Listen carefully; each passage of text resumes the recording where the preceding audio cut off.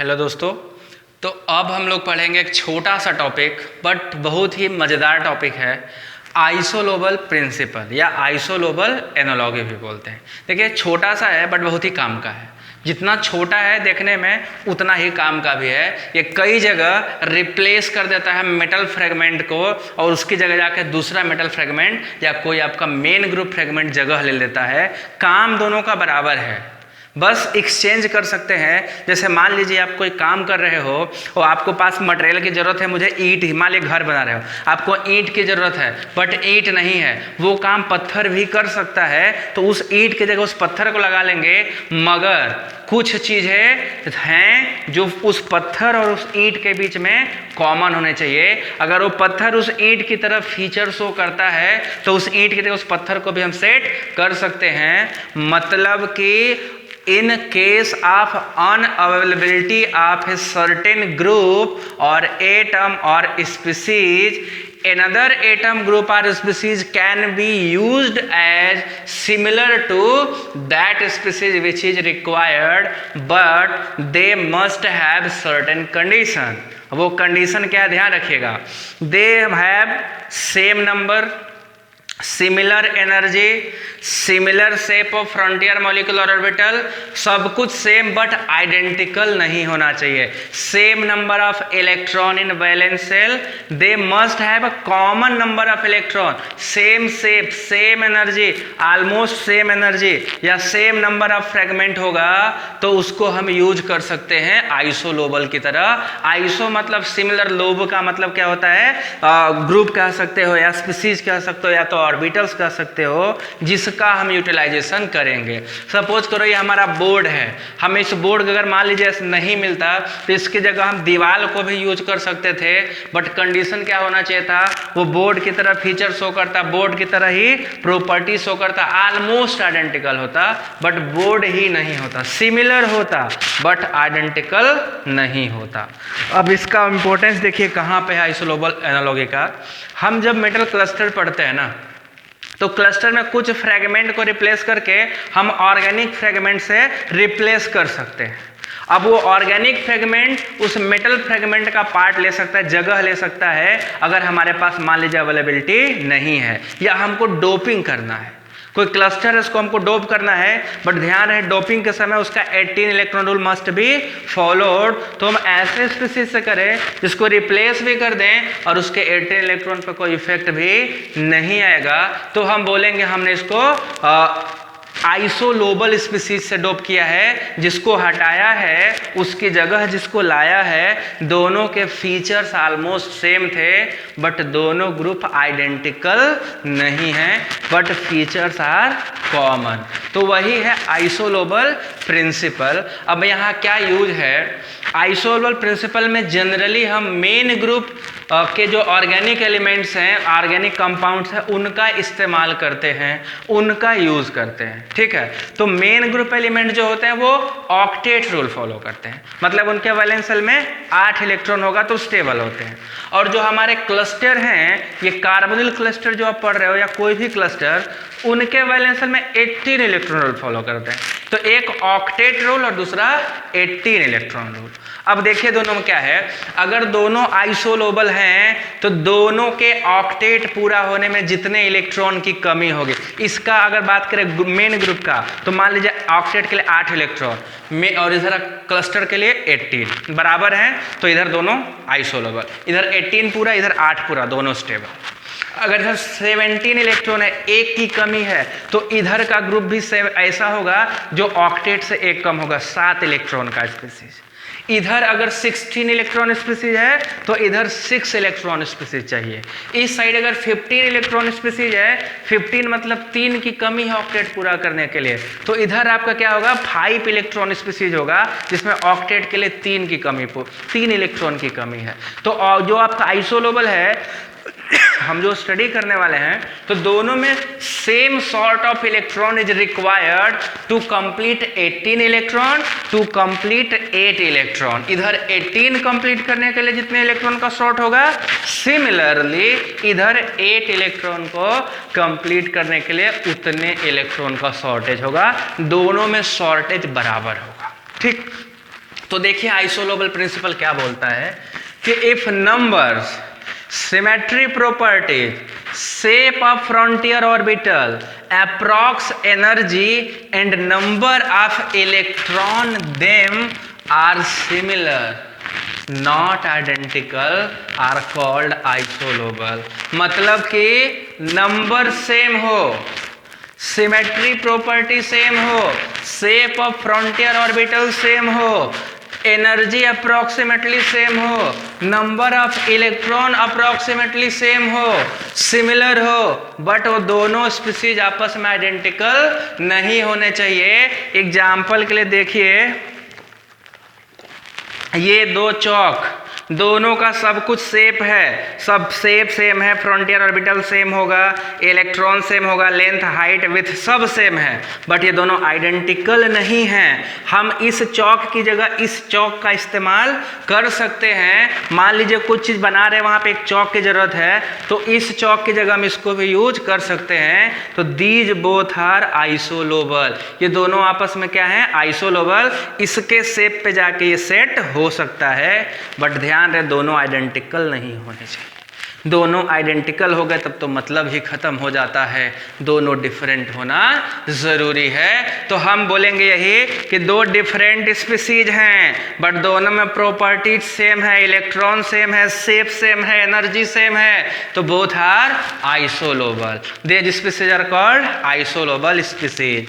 अब देखिए क्या है, by the help of isolobal के हेल्प से हम क्या करेंगे कि कोऑर्डिनेशन फ्रेगमेंट को रिमूव करके उसकी जगह ऑर्गेनिक फ्रेगमेंट्स को हम यूज कर सकते हैं। कोई कंपाउंड है का क्लस्टर है, उसमें से कुछ कोऑर्डिनेशन फ्रेगमेंट उखाड़ लेंगे, उसके जगह ऑर्गेनिक फ्रेगमेंट को डाल देंगे। इनकैप्सुलेशन यही करता है, इनकैप्सुलेट कर देंगे या इंटरस्टिशियल कंपाउंड बना डालेंगे। ऐसे स्पीसीज को हम बोलते हैं आइसोलोबल, इसकी जगह ये ले लेगा। तो ये दोनों फ्रेगमेंट आपस में क्या हो जाएंगे, आइसोलोबल टाइप के फ्रेगमेंट हो जाएंगे। ठीक है।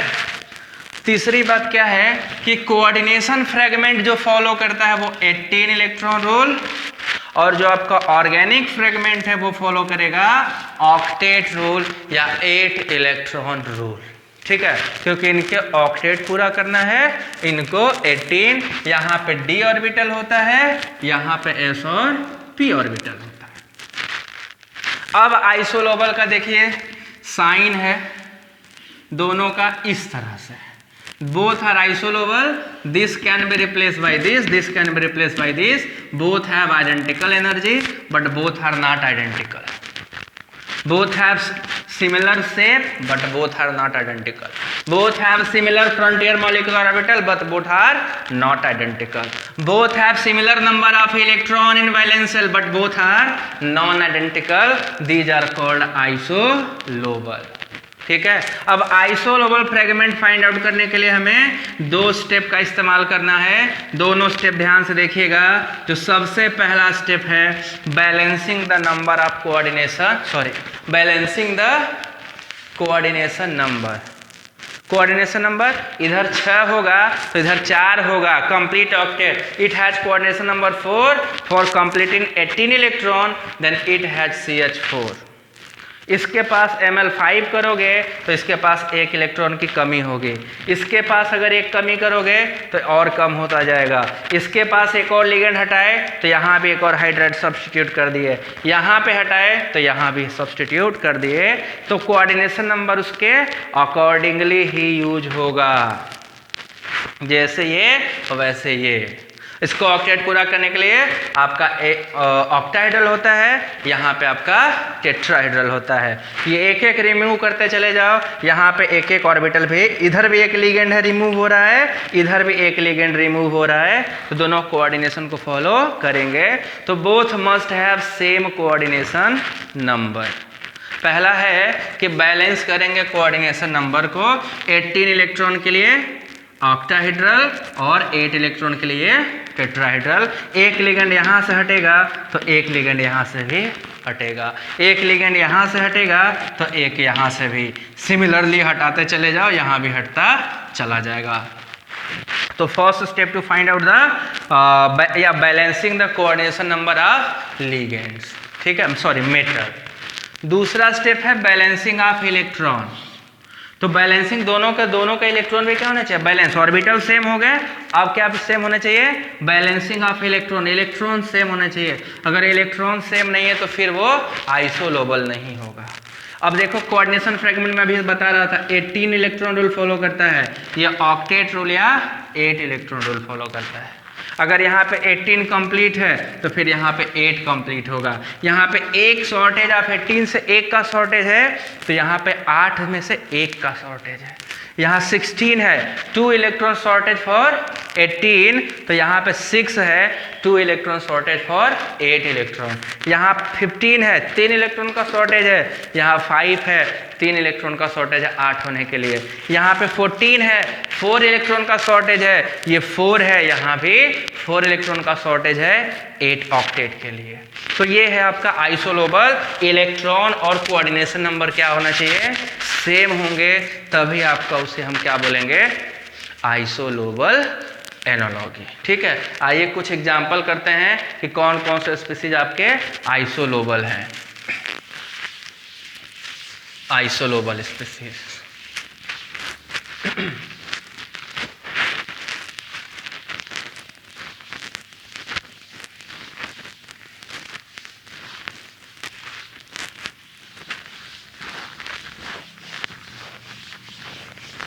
देखो भैया क्या क्या स्पीसीज आइसोलोबल है, जरा मैं एक एग्जांपल के साथ कर दूं।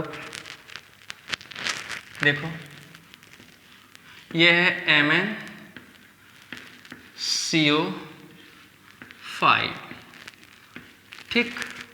कितने इलेक्ट्रॉन है, मैग्नीज के पास कितने होते हैं 7, और CO से कितना है 10, टोटल कितना इलेक्ट्रॉन स्पीसीज है ये 17 इलेक्ट्रॉन। कितना शॉर्टेज है, शॉर्टेज ऑफ 1 इलेक्ट्रॉन ना।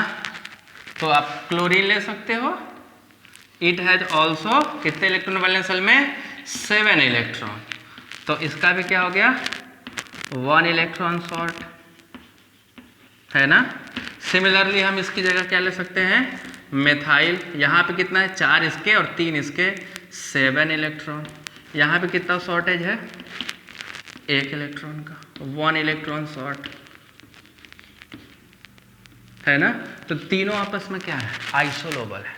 This is isolobal to this and this is isolobal to this, similarly this is isolobal to this. देखिए यहाँ पे कोऑर्डिनेशन की कमी है ना, यहाँ भी एक की कमी है, सेम हो रहा है। ये आपका HCl होता है, एक की इसमें भी कमी है, तो तीनों में एक एक इलेक्ट्रॉन का शॉर्ट है। बेसिकली हम शॉर्टेज ऑफ इलेक्ट्रॉन से फाइंड आउट कर ले जाएंगे कि दिया गया स्पीसीज आइसोलोबल है या नहीं है। तो देख लीजिए ध्यान से, पहला एग्जांपल हो गया, और एग्जांपल करते हैं हम लोग। मैं लगा रहा हूँ, बताइएगा कौन कौन सा स्पीसीज आइसोलोबल है। ठीक है, चलिए FeCO3 एंड COCO3,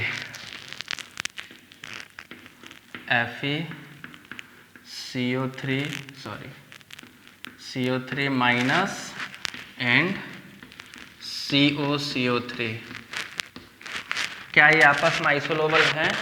तो आइए काम करके देखते हैं। आयरन के वैलेंस शेल में 8 इलेक्ट्रॉन और 6 कार्बोनिल से और 1 यहाँ से, तो 8 से 14 1 15 15 इलेक्ट्रॉन। शॉर्टेज कितना है, शॉर्ट ऑफ 3 इलेक्ट्रॉन। ठीक है, अब इसमें देखते हैं। कोबाल्ट के वैलेंस शेल में 9 इलेक्ट्रॉन और ये 3, तो ये भी कितना हो गया, सॉरी 6, 3 गुना 6, ये भी 15 है, तो दीज आर आइसोलोबल है ना। यहाँ भी कितना है 3 इलेक्ट्रॉन शॉर्ट है, तो दिस इज ऑल्सो आइसोलोबल। ये दोनों आपस में क्या है, आइसोलोबल है। अब इसका ऑर्गेनिक फ्रेगमेंट कौन सा होता है जो आइसोलोबल होता है, ऐसा स्पीसीज जिसके पास 3 इलेक्ट्रॉन की कमी हो, तो इसका जो हम बनाते हैं वो क्या होता, CH2 होता। CH2 में देखो कितना है 4 + 2 6 इलेक्ट्रॉन, तो 6 इलेक्ट्रॉन होने का क्या मतलब हो गया, शॉर्ट ऑफ 2 इलेक्ट्रॉन। और ऑक्सीजन या सल्फर, अगर इसको लेते तो इनके वैलेंस शेल में कितना होता है 6 इलेक्ट्रॉन, 2 इलेक्ट्रॉन शॉर्ट है, तो ये भी आपस में क्या हो गए आइसोलोबल, ये भी आपस में क्या हो गए आइसोलोबल है। सिमिलरली इसके अलावा एक और आप ले सकते हो ना, क्या ले सकते हो भैया बता दीजिए, CH3 प्लस, तो 4 3 7 प्लस है कितना होता 4 प्लस 3 माइनस 1 इक्वल टू 6 आ जाता है, यहाँ भी 2 इलेक्ट्रॉन शॉर्ट होता, तो ये भी क्या है आपस में आइसोलोबल है, ठीक है, they are isolobal to each other. और एग्जांपल देखिए, चलिए NiCO4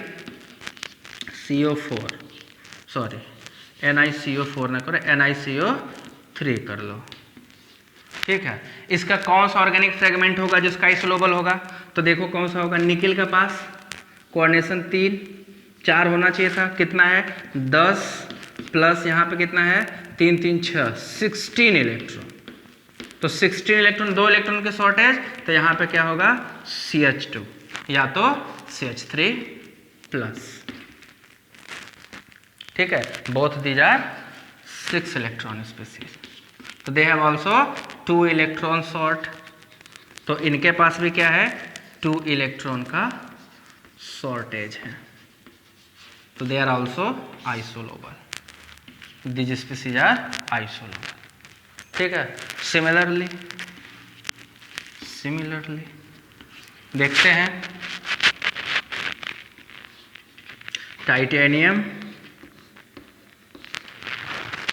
टाइटेनियम है आपका, इसके वैलेंस शेल में कितने इलेक्ट्रॉन होते हैं भैया प्लस CO4, तो अब देखो टाइटेनियम का वैलेंस शेल में कितने इलेक्ट्रॉन है, ये D2S2 सिस्टम है, तो 4 इधर से और 4 इधर से, तो 8 इलेक्ट्रॉन हुआ, 8 इलेक्ट्रॉन सॉरी ये गड़बड़ बना दिया क्या, 6 कर लो इसको, ठीक है, ये 6 हो गया, तो अब इसके लिए हमें निकालना है, तो इसके पास 4 इलेक्ट्रॉन इसके वैलेंस शेल में है, ठीक है, और यहाँ पे आपका 12 आ गया, तो 12 4 16 16 इलेक्ट्रॉन, ये 2 इलेक्ट्रॉन का शॉर्ट है, तो यहाँ भी आपका क्या आ जाएगा, जितने इलेक्ट्रॉन का शॉर्ट है उतना ही CH2 आ गया, या तो CH3 प्लस आ जाएगा, ठीक है, ये बन जाएगा। तो और भी एग्जांपल है, मैं वो भी करा देता हूँ, एक लिस्ट है वो लिस्ट में बना देता हूँ, आप उसको याद कर लीजिएगा अच्छे से ताकि आपको क्लियर रहे पूरा, ऑर्गेनिक फ्रेगमेंट और कोऑर्डिनेशन फ्रेगमेंट आइसोलोबल।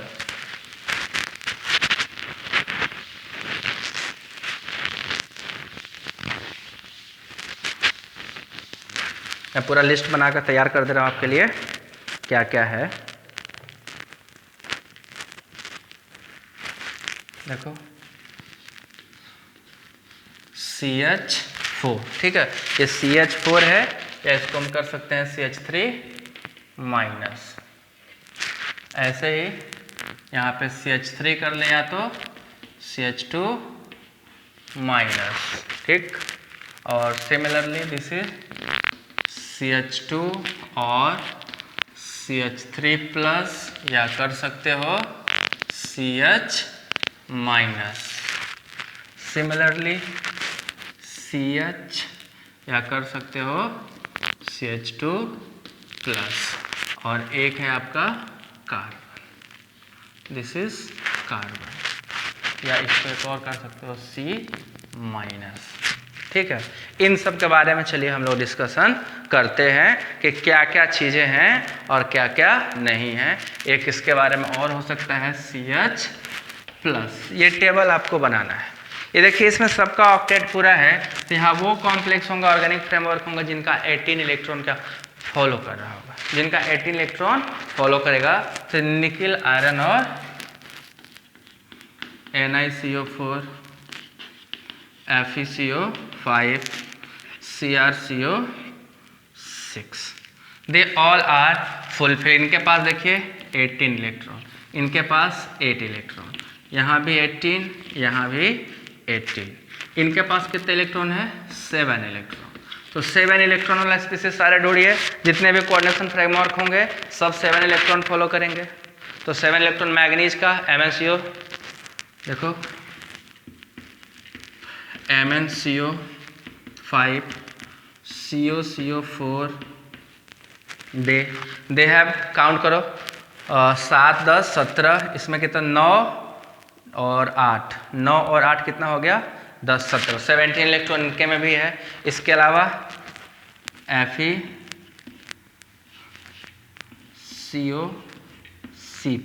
ठीक है। अब इसमें देखो यहाँ पे क्या 8 8 और 2 10,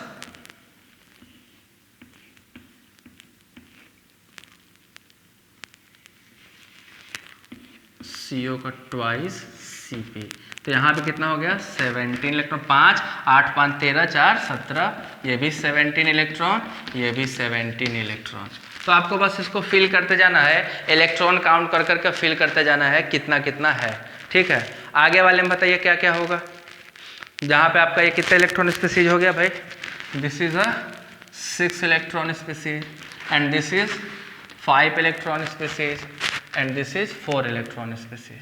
तो 4, ये 14 वाले जितने होंगे 14 इलेक्ट्रॉन वाले, ये आपका 5 है तो 15 इलेक्ट्रॉन वाले जितने होंगे, ये 16 है तो 16 इलेक्ट्रॉन वाले जितने होंगे।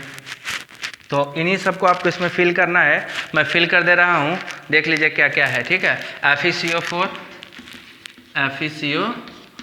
ऐसे ही CrCO5, सिमिलरली निकिल CO3 और सल्फर के ऑक्टेट पूरा करने के लिए 2 इलेक्ट्रॉन की कमी है, ठीक। अब आइए 5 वाले में, तो 5 वाले में जब हम बात करेंगे तो दिस इज 15 इलेक्ट्रॉन है और CO3। ऐसे ही मैग्नीज की बात करें तो 7 यहाँ से आता है, 8 7 15 CO4, बस सेट करते जाना है। ऐसे ही आएगा आपका निकिल का NiCO2 नहीं, NiCP, सिमिलरली फास्फोरस का भी और नाइट्रोजन का भी हो जाएगा, ठीक है। फास्फोरस का भी 15 होता है, 3 करेंगे तब 5 होता है, 8 हो जाएगा, इसका भी 5 होता है, इसका भी 8 हो जाएगा। तो बस आपको सेट करना है कि किसमें कितने इलेक्ट्रॉन कमी है, उतने ही लिगेंड का आप शॉर्टेज करते चले जाइए। अब लास्ट वाले में देखिए आपको क्या करना है, कुछ नहीं करना है, एक एक लिगेंड घटाते चले जाए इसी में से। तो ये हो जाएगा CO, 14 करना है तो ये हो गया 9,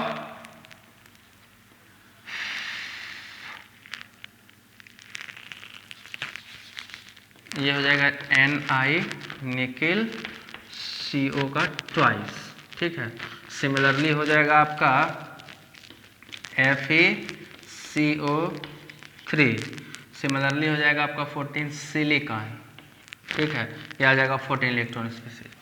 तो ये सब आपके क्या है, एक लिस्ट है जिसमें आप फाइंड आउट कर सकते हो कि they all have similar number of electron, they all have similar number of, they all have similar, they all have similar and they all have similar number of electrons, ठीक है।